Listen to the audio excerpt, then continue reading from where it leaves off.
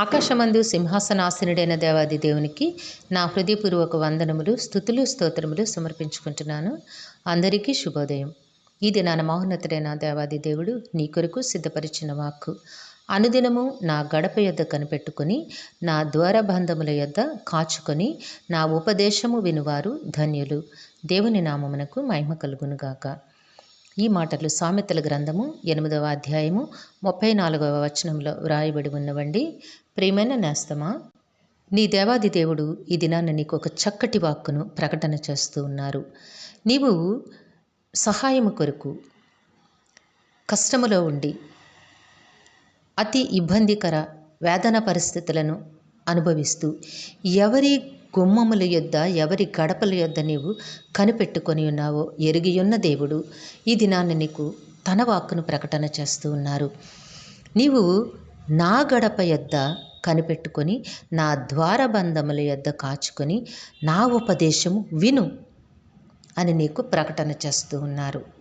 ఎందుకంటే ఈ లోకములో రాజులను నమ్ముట కంటే, నరులను నమ్ముట కంటే యెహోవాను ఆశ్రయించుట మేలు. కాబట్టి నీవు గనుక అట్లా నా ఉపదేశమును విని, నా ద్వారబంధము యొద్ద కనిపెట్టుకొని, నా గడప యొద్ద కాచుకొని ఉన్నట్లయితే నీవు ధన్యునివి. ఎందుకు అంటే నీకు మేలు కలుగుతోంది. నీకు అవసరమైన మేలును నేను సిద్ధపరిచి ఉంచాను. దానిని పొందుకొనుట అది నీ చేతిలో ఉంది.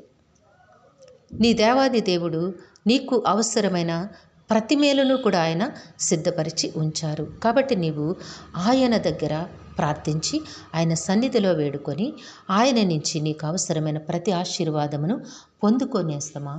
ఎవరైతే అలా నా దగ్గర కాచుకొని ఉంటారో వారు ధన్యులని చెప్తూ ఉన్నారు. కనుక ఆ ధన్యతను నీ కొరకే నీ దేవుడు వినిపిస్తూ ఉన్నారు, నీతో మాట్లాడుచూ ఉన్నారు. నువ్వెప్పటికీ ధన్యునివే. నువ్వు చాలా కాలం నుంచి ఆయన గడప యొద్ద కనిపెట్టుకొని ఉన్నావా? సో నీవు ధన్యునివే. నువ్వేమి విసుగక, వేసారిపోక, దేవుడు నాకు సహాయము చేయరేమో అనే అనుమానముతో వెనుదిరగక, ఓపికతో దేవుని వైపు చూడు. నువ్వెప్పటికీ ధన్యునివే. నీకు అవసరమైన ప్రతి ఆశీర్వాదమును ఆయన నీకు అవసరమైన సమయమునకు అనుగ్రహిస్తారు. నీ దేవుడు గొప్ప దేవుడై ఉన్నారు కనుక నీవెప్పటికీ ధన్యునివే. దేవుడు నిన్ను దీవించి ఆశీర్వదించునుగాక. ప్రార్థన చేసుకుందాము. సకల ఆశీర్వాదములకు కారణభూతుడైన తండ్రి, మీ ఘనమైన నామమును కొందరములు. మీ బిడ్డకి మీరు ఇచ్చిన వాక్కును బట్టి స్తుతులు సమర్పించుకుంటున్నాం రాజా.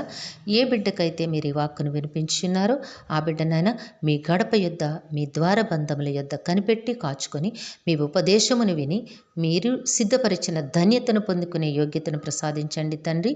ఇంతవరకు నాయన ఏ బిడ్డ అయితే ఆశతో మీ ద్వారబంధముల వద్ద కాచుకొని ఉన్నారో నాయన వారికి కూడా త్వరలోనే మీ ఆశీర్వాదమునిచ్చి నాయన మీరు నడిపిస్తారని మీ కాలు పట్టి వేడుకుంటూ ఉన్నాము. జీవము కలిగిన దేవుడా, మీరు సిద్ధపరిచిన ధన్యతను పొందుకునే యోగ్యత మీ బిడ్డకి అనుగ్రహించమని మీ కాలు పట్టి వేడుకుంటూ ఉన్నాము.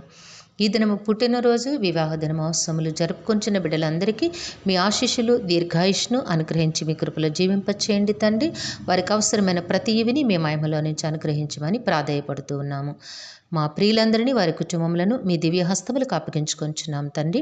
వారందరికీ కావాల్సిన ఆయురారోగ్యమును, పరిపూర్ణమైన రక్షణను, దీర్ఘాయుష్ను, నెమ్మదిని ప్రసాదించండి తండ్రి. మీ శాంతి సమాధానంతో జీవింపచేయండి. మేలులతో హృదయాలు తృప్తిపరచండి నాయన. బిడ్డలకు అవసరమైన నాయన ఉన్నతమైన విద్యాభ్యాసమును ప్రసాదించండి నాయన. ఉద్యోగములు, వివాహములు, గర్భఫలములు నాయన సమయానుకూలముగా సకాలములో ప్రతి వారికి అనుగ్రహించి మీ ఆశీర్వాదములతో నడిపించమని వేడుకుంటూ ఉన్నాము. మా ప్రియులు చేస్తున్న వ్యాపారములలో, ఉద్యోగ విధులలో నాయన ప్రతి ప్రయత్నములోనూ, పనిలోనూ మీ వాత్సల్యతను అనుగ్రహించి మీ ఆశీర్వాదమునిచ్చి నడిపించండి తండ్రి. నాయన చిన్నపిల్లలను, వృద్ధులను జ్ఞాపకం చేసుకోండి. వారికి పరిపూర్ణమైన ఆరోగ్యమునిచ్చి, దీర్ఘాయుష్నిచ్చి మీ కృపలో నడిపించమని సమస్తమును మీ దివ్యహస్తములకు అప్పగించుకుంటూ ఈ ప్రార్థన మా రక్షకుడును మీ ప్రియకుమారుడైన యేసుక్రీస్తు వారి అతి శ్రేష్టమైన నామమున అడిగి వేడుకొనుచున్నాము తండ్రి. ఆమెన్. కరుణావాత్సల్యత కలిగిన దేవుడు మీ కుటుంబ జీవితంలో ఉన్నతమైన ఆశీర్వాదములు అనుగ్రహించి మిమ్మును ఆయన నామ మహిమ కొరకు జీవింపచేయునుగాక. Amen, amen, amen.